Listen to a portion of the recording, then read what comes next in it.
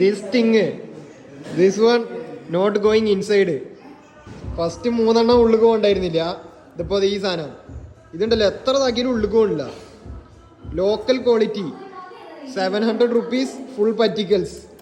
എന്താ പറയപ്പോ Meesho you should reconsider this thing.